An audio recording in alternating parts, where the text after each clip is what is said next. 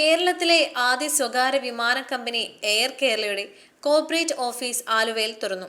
ആഭ്യന്തര വിമാന സർവീസ് ജൂണിൽ ആരംഭിക്കുക എന്ന ലക്ഷ്യത്തോടെയാണ് കമ്പനിയുടെ പ്രവർത്തനങ്ങൾ മുന്നോട്ടു പോകുന്നത്.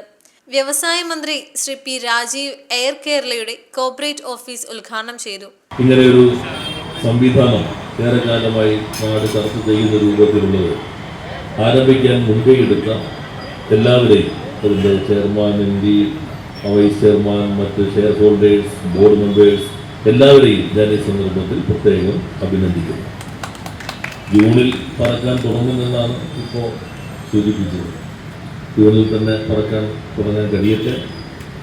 കുറേ കൂടി വലിയ ഓഫീസിലേക്ക് മാറുന്ന കാര്യവും ആലോചിച്ചുകൊണ്ടിരിക്കുകയാണെന്ന് സൂചിപ്പിക്കുകയുണ്ടായി. അതും പ്രധാനമാണ്. ഇതാരാ ഉദ്ഘാടനം ചെയ്തെന്ന് ആളാണെങ്കിലും ചോദിക്കുമ്പോൾ വളർന്നുകൊണ്ടിരിക്കുകയാണല്ലോ എന്ന് പറയാൻ കഴിയണം. നാടിൻ്റെ പൊതുവായ ആവശ്യം, പ്രത്യേകിച്ച് ഗൾഫ് മേഖലയിൽ നിന്നൊക്കെ വരുന്ന ആളുകൾ ഓരോ സീസണിലും വരുന്ന ചാർജിൻ്റെ വർധനവ് അവരെല്ലാം തന്നെ പലപ്പോഴും യാത്രയൊക്കെ നീക്കിവെക്കാൻ തന്നെ നിർബന്ധിതമാക്കുന്നുണ്ട്. ഇന്നത്തെ നമ്മുടെ മാനദണ്ഡങ്ങളനുസരിച്ച് തുടക്കത്തിൽ ഇൻ്റർനാഷണലിലേക്ക് പോകാൻ കഴിയില്ല. അതിൻ്റെ ക്രൈറ്റീരിയ എല്ലാം ഫുൾഫിൽ ചെയ്യാൻ കുറച്ച് സമയമെടുക്കും എന്ന് നമുക്ക് എല്ലാവർക്കും അറിയാം. എങ്കിലും നല്ല തുടക്കമാകട്ടെ.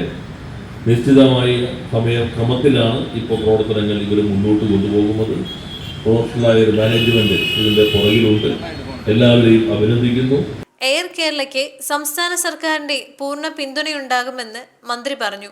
3 നിലകളിലായി ആലുവയിൽ ഒരുക്കിയിട്ടുള്ള ഓഫീസിൽ ഒരേ സമയം 200-ലധികം പേർക്ക് പ്രവർത്തിക്കാൻ സാധിക്കും.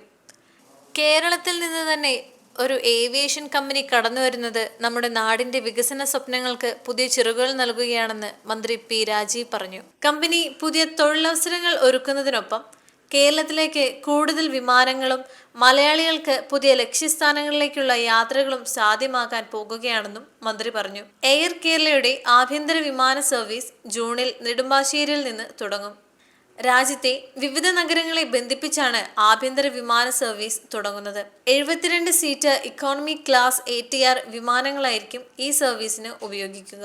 പിന്നീട് അനുമതി ലഭിക്കുന്നതിനനുസരിച്ച് വിദേശ സർവീസുകളും ആരംഭിക്കും.